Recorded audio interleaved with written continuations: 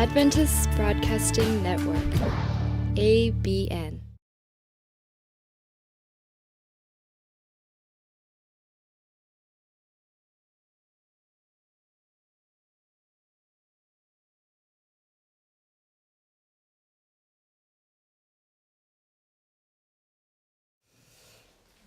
이번 집회 제가 말씀을 증거하러 왔다기보다는 은혜를 더 많이 받고 돌아가는 것 같습니다.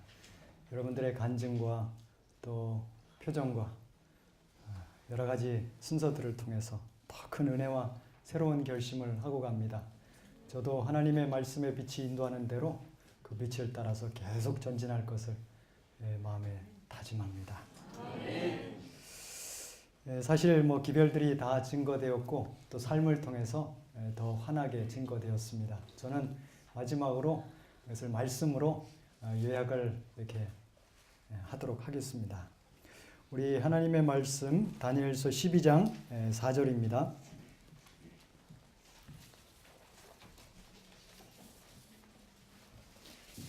다니엘 12장 4절의 말씀 우리 함께 봉독하겠습니다. 다니엘아, 이 마지막 때까지 이 말을 간수하고 이거를 봉함하라. 많은 사람이 빨리 왕래하며 지식이 더하리라. 오늘은 제가 이 재림운동의 재현이라는 제목으로 예언의 신을 중심으로 해서 여러분에게 어떻게 하면 이 마지막 재림운동이 일어나게 되고 남은 무리, 이 슬기로운 처녀들이 일어나게 되는가, 그 부분을 다루겠습니다. 교회 증언 5권 252쪽에 이렇게 말씀하셨습니다. 1844년의 운동에 그처럼 힘있게 사람들을 감동시켰던 그 능력은 다시 나타나게 될 것이다. 셋째 천사의 기별은 속삭이는 음조로서가 아니고 큰 음성으로 전해질 것이다. 각시대쟁투 611쪽에 1840년에서 1844년까지의 재림운동에는 하나님의 능력이 영광스럽게 나타났다. 그러나 셋째 천사의 마지막 경고 아래 이루어질 큰 운동은 그것보다 훨씬 더 뛰어날 것이다. 그 운동은 오순절 운동과 유사할 것이다. 하나님의 종들은 거룩한 헌신으로 빛나고 밝은 표정을 얼굴에 짓고 하늘에서 온 기별을 선포하기 위하여 이곳에서 저곳으로 분주히 왕래할 것이다. 이런 거룩한 이 재림운동, 그 이상의 성령의 운동이 이 마지막 때 이 경건의 부흥 운동이 일어날 것을 약속하셨습니다. 그래서 지금이 바로 그것이 지금 일어나기 시작하는 이제 그런 때인데요. 자, 이 부분이 어떻게 진행이 되는가 살펴보고자 하는 것입니다. 여러분, 우리 교회 재림운동이 뭘 통해서 시작이 되었습니까? 예언 중에서 특별히 이 다니엘서, 윌리엄 밀러가 이 다니엘서에서 빛을 보고 나서 이 재림운동이 일어났던 것입니다. 그래서 이 마지막 재림운동도 동일합니다. 이 예언서에 담겨있는 마지막 하나님의 비밀이 열리면서 두루마기가 펼쳐지면서 이 거룩한 재림운동, 이 경건의 부흥운동이 일어나게 되는 것입니다. 자, 여기 보시면 다니엘아, 마지막 때까지 이 말을 간수하고 이거를 봉함하라. 자, 그러면 이 다니엘서가 언제까지 봉함이 되어 있다는 것입니까? 마지막 때까지. 마지막 때가 돼야지 이것이 열린다고 하셨어요. 다니엘은 사실 어저께 말씀드린 것처럼 이 모형적인 이스라엘의 모형적인 하나님의 나라 예루살렘의 회복을 위해서 간절히 기도하고 있었는데 하나님께서 그에게 계시를 이 다니엘서 후반부에 보면 단순히 지상의 하나님의 나라가 아니고 이 거대한 이 지구 역사, 아니 그걸 뛰어넘는 이 우주의 대쟁투의 초기부터 사단에 의해서 제기되었던 그 모든 문제가 해결되면서 하나님의 나라가 새롭게 회복되는 그 거대한 계시를 하나님께서 주셨어요. 다니엘은 그래서 그것을 깨달을 수가 없었습니다. 그런데 주님께서 이것은 마지막 때에 열릴 것이라고 그랬어요. 그 마지막 때가 언제입니까? 대쟁투 355쪽에 말세에 관련된 예언의 일부로서 다니엘은 그것을 간수하고 마지막 때까지 봉함하여 두라는 명령을 받았다. 그때가 이르기 전에는 그 모든 예언의 성취에 기초를 둔 심판에 관한 기별은 하나도 선포될 수 없었다. 그러나 선지자 다니엘은 마지막 때가 되면 많은 사람이 빨리 왕래하며 지식이 더하리라고 기록하였다. 그런데 1798년 이후로 다니엘서가 개봉되고 예언의 지식이 증가되었으며 많은 사람이 심판이 가까웠다는 엄숙한 기별을 전하기 시작하였다. 그래서 이 성경 예언상에서 이 마지막 때는요, 이 중세 암흑기, 이 교황권이 끝나는 1798년부터를 마지막 때라는 것입니다. 그 이후로 그 역사적으로 여러분 각세대쟁투 읽어보시면 아시겠지만 많은 사람들이 예언에 관심을 가지고 예언을 연구하기 시작했어요. 그러다 특별히 미국에 있는 윌리엄 밀러가 특별히 이 부분을 깊이 연구하다가 거기서 빛을 보게 된 것이에요. 그리고 이 재림운동이 일어났던 것입니다. 자, 그런데 보십시오. 이 마지막 때 열리게 되면 어떤 일이 일어나게 되는가? 많은 사람이 어떻게 한다고요? 빨리 왕래하며 지식이 더하리라. 여러분, 이 말씀이 무슨 말씀입니까? 빨리 왕래한다. 히브리 말로 이제 슈트라고 하는 말인데, 빨리 왕래한다. 혹은 영적으로는 부지런히 무엇을 찾는다. 그런 뜻이 있어요. 그래서 역대하 16장 9절에 보면 여호와의 눈은 온 땅을 두루 감찰하사 전심으로 자기를 찾는 자를 위하여 능력을 베푸시나니. 온 땅을 두루 감찰한다. 이게 똑같은 말입니다. 자, 그래서 이 말씀을 우리 표준 세번역에는 조금 더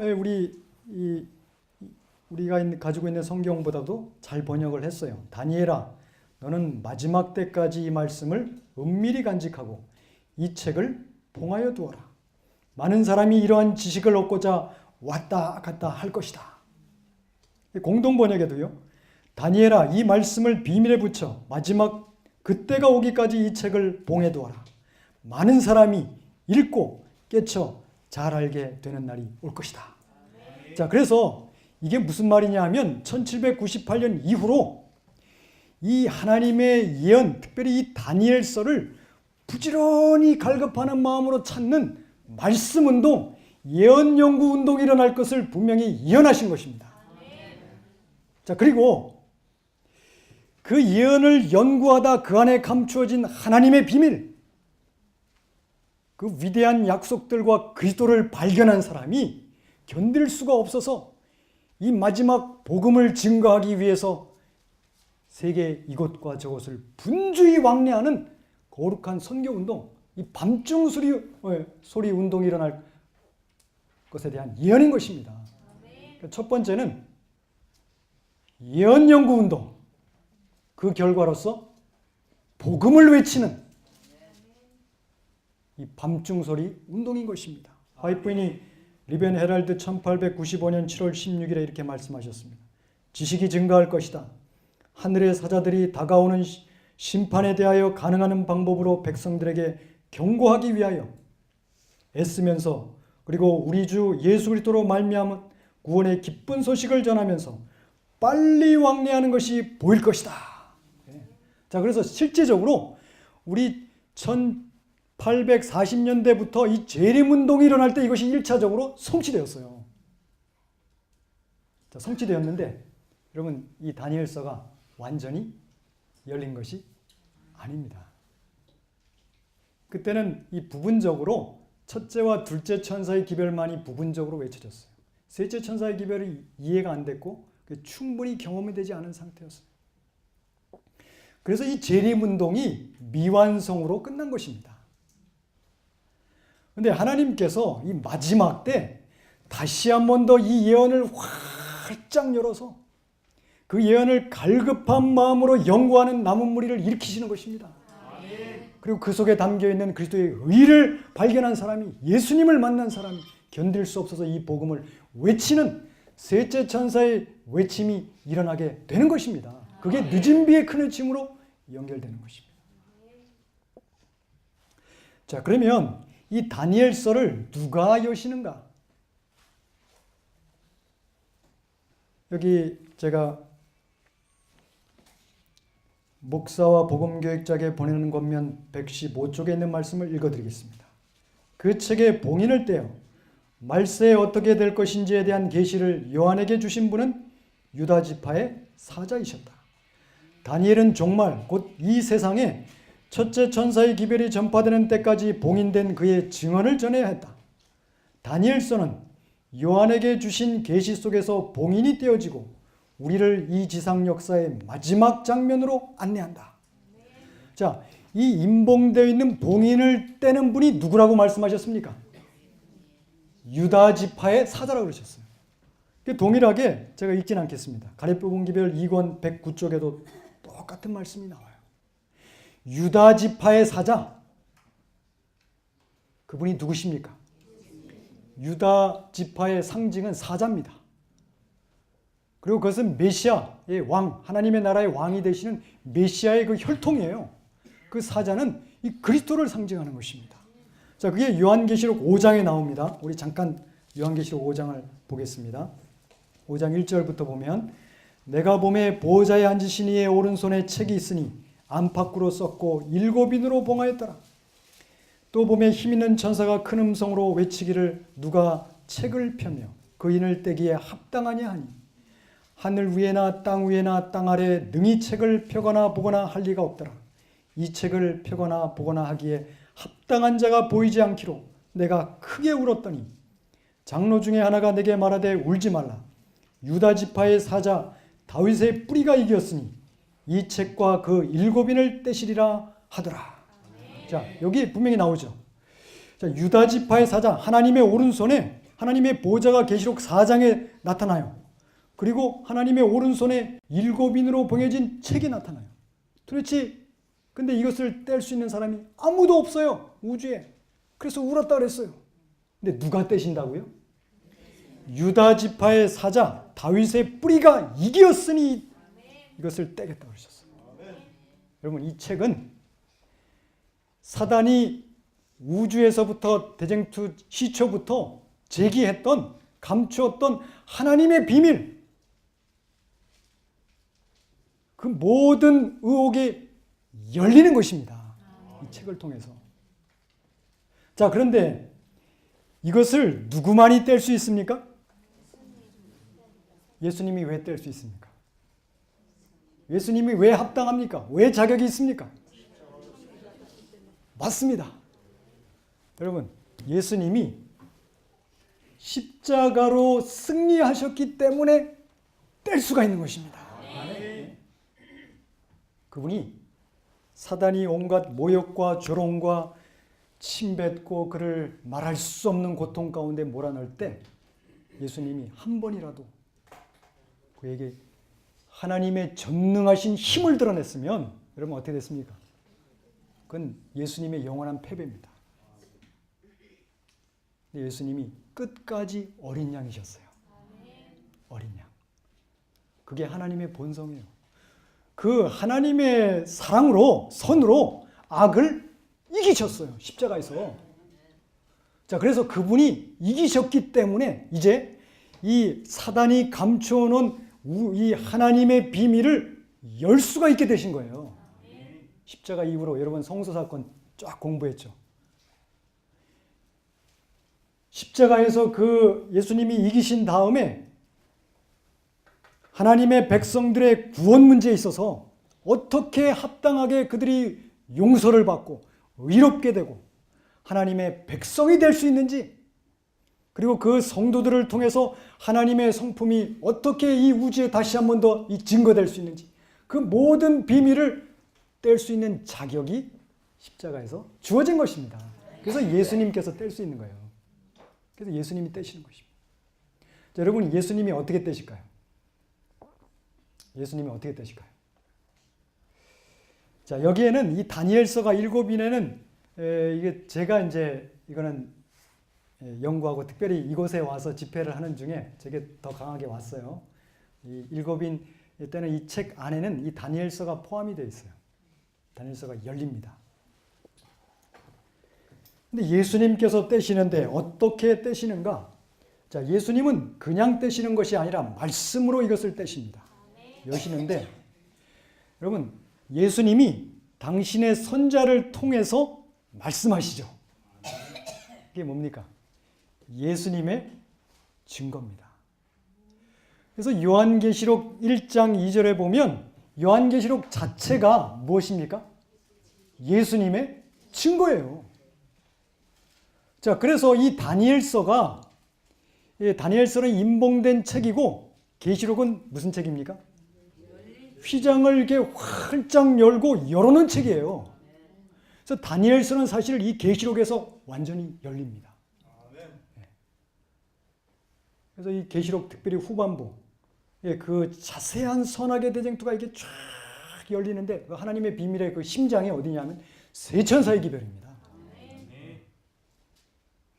자, 그런데 이 마지막 시대에 이 세상이 타락하고 먹을 것이 오염이 되고 사람들의 이 두뇌와 이해력이 다 저하돼 가지고 윌리엄 밀러 당시에는 이 말씀을 가지고 그 깊은 뜻을 헤아렸는데 지금은 그것을 캐낼 수 있는 능력이 너무너무 저하됐어요. 그래서 예수님께서 지성소에 들어가시면서 우리를 위해서 큰 선물을, 예수의 선물을 하나, 증거를 하나 더 주셨어요. 그게 뭡니까? 그 예언의 신이에요. 예언의 신은 이 말씀을 더 자세하게 풀어가지고 우리에게 주셨어요. 세세하게 풀어가지고. 그래서 다니엘서를 연 것은 계시록이고 계시록을 더 자세하게 연 것은 예언의 신입니다. 그래서 우리는 그런 특권을 가지고 있어요. 그래서 마지막 때 이 하나님의 예언의 말씀을 연구하는 사람들은 무엇을 참고해서 무엇의 인도를 받아서요? 예수의 증거, 이 예언의 신의 인도를 받아서 여기에 접근하도록 주님께서 계획하신 것입니다. 여러분, 예언의 신이 아니고는 우리 김여한 목사님 말씀하셨죠. 마지막 예언을 깨달을 사람이 아무도 없습니다. 초림 당시에 여러분 생각해 보십시오. 예수님이 어떻게 왔습니까? 그분이 학력이 있습니까? 그분이 배경이 좋습니까? 그분은 흠모할 만한 것이 아무것도 없다 그랬어요. 직업도 무슨 직업이에요? 그 당시에도 천시받는 직업. 따라다니는 제자들도 봐도 하나같이 무식해. 근데 그 당시에 똑똑하고 공부 많이 하고 했던 사람들이 볼 때 이게 메시아가 어떻게 와야 돼요? 정말 군주처럼 좀 힘 있는 이런 권세를 가지고 와야 되는데 너무너무 초라하게 왔단 말이에요. 그 당시에 사람들이 그렇게 세속화되었단 말이에요. 완전히 사단이 기만을 해서 눈이 가려졌어요. 예수님을 알아보는 사람이 거의 없단 말이에요. 그런데 성령의 감동을 받은 누구만이 예수님을 알아보고 지적했습니까? 침례요한이에요. 침례요한. 그의 속에는 성령의 감동이 있었기 때문에 그분을 지적했어요. 침례요한도 예수님의 사명을 다 몰랐지만 그분을 성령에 의해서 지적을 했단 말이에요. 그래서 사람들이 침례요한의 기별을 듣고 예수님께로 갔어요. 여러분, 이 마지막 때도 마찬가지입니다. 이 예언의 신, 이 선자의 기별을 통해서 이 마지막 예언, 하나님의 말씀으로 들어가도록 하나님께서 계획하신 것입니다. 그래서 이 예언의 신을 무너뜨리면 이 중요한 마지막 이 기별이 가려지게 되어 있어요, 사단이. 그래서 이 예언의 신을 공격하는 것입니다. 저는 책을 이렇게 참 좋아하고 뭐 공부는 잘 못해도 책은 참 좋아했어요. 학교 다닐 때 도서관에 가가지고 책을 다 읽고 싶은데 시간은 없고 그래서 책을 막 만지고 다녔어요. 근데 제가 이렇게 다른 책들은 한 번 읽고 그 다음 읽으면 별로 보고 싶은 마음이 없어요. 근데 예언의 신은 안 그래요. 어제 보고 오늘 보고 아침에 보고 저녁에 봐도 다른 빛이 계속 나와요. 와, 놀라워요. 저는 모태신앙으로 이렇게 자랐지만 제가 시조사 가서 예언의 신을 특별히 하나님께서 깊이 볼 수 있는 이 시간들을 주셨어요. 정말 보화들이 가득 담겨 있어요. 이게 보물입니다. 우리 김여한 목사님 말씀하신 것처럼 보물을 우리 교인들이 잘 모르고 있어요. 예언의 신의 빛을 가리면 이 하나님의 교회가 여러분 정체성을 상실하게 되어 있습니다. 그래서 이 마지막 시대 우리가 예언의 말씀, 예언의 신으로 돌아가는 운동이 반드시 있어야 됩니다. 예언의 신을 가지고 말씀을 연구하시기 바랍니다. 자, 이제 그렇게 되면, 그렇게 될 때, 그래서 이 교회 증언 7권 140쪽의 큰 능력을 가지고 하늘에서 내려오는 그 영광으로 땅을 환하게 하는 또 다른 천사의 사업이 우리의 출판소들을 통하여 크게 성취되어야 한다. 우리 출판소에서 나오는 이 서적, 이게 뭘 주로 말씀하시냐면 예언의 신을 말씀하십니다. 예언의 신. 그래서 대총 회장님이 지금 어떤 운동을 벌이고 있습니까? 전 세계적으로 각 시대의 대쟁투를 요약한 이것을 보내기 운동을 하지 않습니까? 우리 대총 회장님은 예언의 신을 많이 보는 분이세요.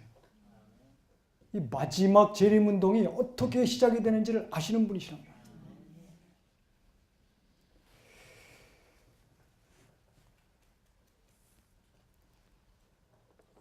그래서 그러한 무리들이 등장하게 될 때 거룩한 이 재림운동이 일어나게 되는데 우리가 예언의 말씀에서 만난 그리스도, 그 그리스도를 만나게 되면 견딜 수 없어서 이 기별을 외치는 일이 일어나게 되어 있어요. 여러분 어떻게 외칩니까? 예수님을 경험하고 예수님을 가슴으로 받아들이게 되면 정말 등불을 켜게 돼 있다니까요. 먼저는 삶으로 켜게 돼 있어요. 삶으로. 그러면 삶으로 먼저 나가야 돼요. 그리고 나서 입으로 나가야 됩니다. 그래야 내 말이 들어가게 되어 있어요.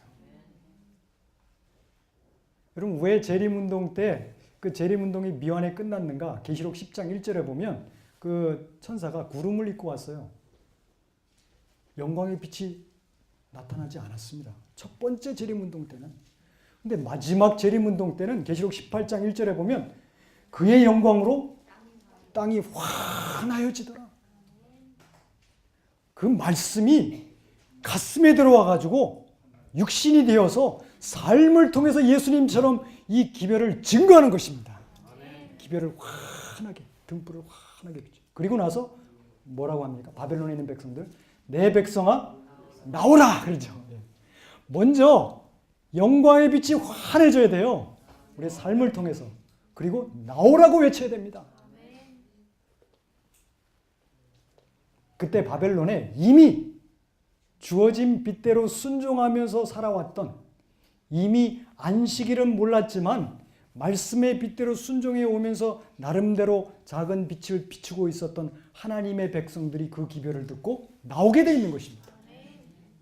그래서 마지막 늦은 비에 큰 군대를 이루어서 우리의 조직은 마지막 이 핍박 가운데 해체되지만 이 늦은 비의 군대가 마지막 사업을 끝내는 것입니다. 그 영광스러운 미래가 우리에게 담겨져 있어요. 그게 이사야서 후반부에 자세하게 나와 있는 것입니다. 자, 여러분, 지금 예수님께서 지성소에서 우리 원장님 늘 말씀하셨는데요. 예수님이 뭘 받으신다 그랬습니까?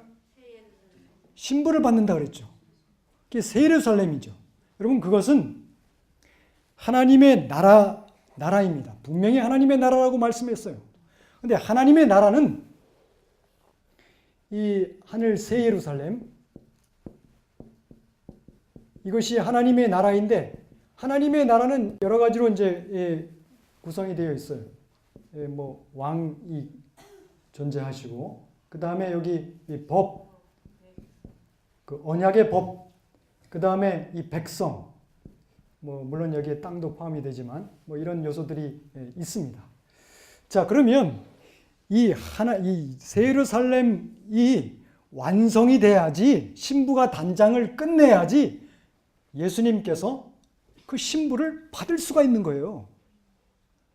지금 보세요. 하나님의 나라에 뭐가 무너져 있습니까? 이게 무너져 있기 때문에 마지막 때 이 지성소에서 활짝 열어놓으신 이 안식일의 빛을 통해 가지고 안식일 회복 운동이 반드시 일어나야 되는 것입니다. 새 예루살렘에 이 성벽을 건축하는 일이에요. 이게 일어나고 그 다음에 뭐가 완성이 돼야 됩니까? 백성들이 완성이 되는데 보십시오. 계시록 21장 18절을 한번 읽어보겠습니다. 계시록 21장 18절. 새 예루살렘 성이 어떻게 구성이 되어 있는가? 그 성곽은 벽옥으로 쌓았고 그 성은 정금인데 맑은 유리 같더라.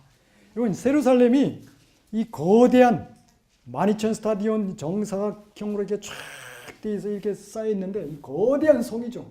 근데 전부가 이 재료가 뭡니까? 예, 보석이에요, 보석. 그것도 다 정금이에요, 정금. 여러분 이게 물론 우리가 하늘에 가면 그런 정금들이 있지만 예수님이 지성소에서 받는 이 예루살렘은 이 상징적입니다. 예수님이 건물하고 결혼하는 게 아니기 때문에 그래요. 이 정금이 뭐냐 하면 이 하나님의 백성들이에요. 세 천사의 진리의 칼이 세상의 채석장에서 팍 돌을 캐내요. 그럼 죽어있던 돌이 이 마지막 복음의 칼이 그를 탁 떠낼 때 그때 거듭나가지고 이게 살아있는 돌이 돼요. 산돌. 그게 보석이에요. 네, 산돌로 바뀌는데 그래서 이제 빛을 내는데 뭐가 거기 섞여 있습니까? 불순물들이 섞여 있어요. 예수님의 제자들이 예수님 만나서 거듭났지만 불순물들이 얼마나 많았어요. 야심도 많았고 서로 싸우기도 하고 불순물들이 많았단 말이에요. 그래서 그들이 이 새 예루살렘 성에 이 재료가 될 수가 없어요. 그런 상태 가지고는. 그래서 3년 반 동안 정결케 하는 사업을 예수님이 하셨어요.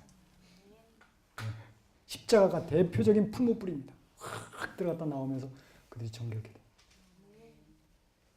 제가 그 엄보선 목사님이 제가 어렸을 때 하신 그 말씀, 그 청량리 교회 옛날에 금은방 하는 장로님들이 많이 계셨는데 뭐 반지니 뭐 목걸이니 가져오면 그 망치를 이렇게 두들겨 가지고 그걸 이렇게 금은방 그 풀무에다가 넣는데 그러면 이게 막 확 녹으면서 이게 빨개졌다가 나중에 파래졌다가 하얘졌다가 언제까지 그것을 풀무질을 하는가?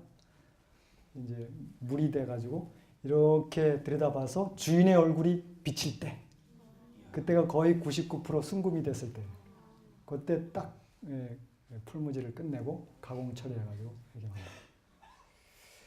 자, 그래서 우리가 이 세천사의 기별을 통해서 지금 세상에서 떼내지 왔죠. 근데 불순물이 많아요. 주님이 이 말씀을 가지고 이 세천사의 기별을 가지고 우리를 계속 인도하면서 그 말씀 앞에 자신을 낮출 때 그 말씀으로 우리를 계속 정결케 하십니다. 정금을 만드세요.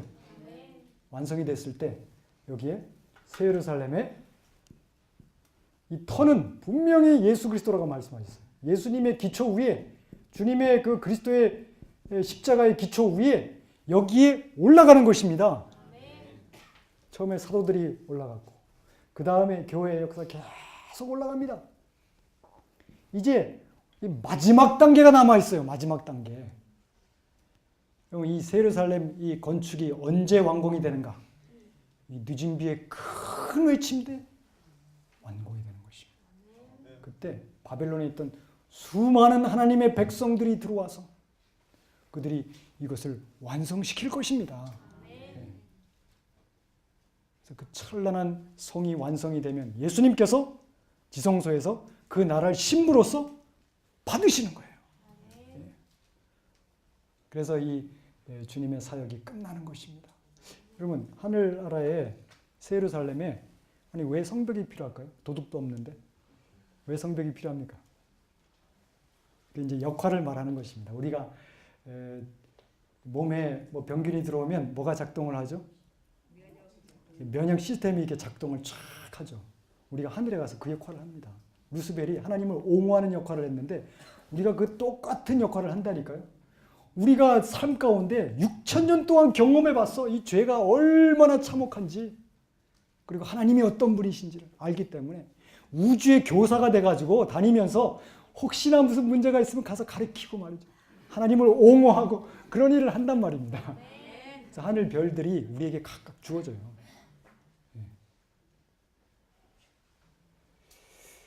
그러한 영광스러운 미래가 우리를 기다리고 있는 것입니다. 자, 여기 제가 이 말씀을 읽겠습니다. 결코 과거가 없으신 우리의 대장 그리스도께서는 여전히 전진하라. 새 영토에 들어가라. 각 나라의 깃발을 휘날리라. 일어나 빛을 발하라. 이는 내 빛이 이르렀고 여호와의 영광이 내 위에 임하였음이니라. 고 우리에게 말씀하신다. 하나님의 사자들로 말미암아 두루마리가 세상에 펼쳐질 시대가 왔다. 첫째, 둘째, 셋째 천사의 기별 가운데 담긴 진리가 각 나라와 족속과 방언과 백성에게 전해져야 하며 모든 캄캄한 대륙과 바다의 섬들을 비춰야 한다. 이 일은 결코 지체되지 말아야 한다. 우리는 전진, 또 전진이란 표를 가져야 한다. 하늘 천사들이 우리 앞에 길을 예비하러 나갈 것이다. 온 지구가 주의 영광으로 환하여질 때까지 지경 저편에 대한 우리의 책임을 결코 벗어버릴 수 없다. 복음전도 707쪽에 있는 말씀입니다. 자, 그래서 이 천국 복음이 온 세상에 증거될 때 그때 끝이 온다 그랬어요. 마지막 남은 물이 이 슬기로운 처녀를 통해서 그 일이 이루어질 것입니다. 우리 삶을 통해서, 우리 입을 통해서 우리 하나님 그분을 우리가 증거할 것입니다. 이 마지막 기별이 외쳐지고 마침내 우리가 고대하던 그 주님과 함께 영원히 그 나라에 가서 우리가 살게 될 것입니다.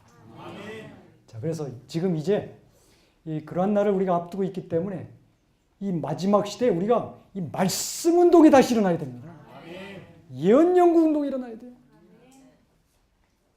그래서 기름을 준비한 다음에 그것을 삶으로, 입으로 증거하는 거룩한 경건의 부흥의 역사가 우리 각자에게, 우리 교회, 가정에 일어나게 되기를 간절히 바라면서 말씀을 마치겠습니다.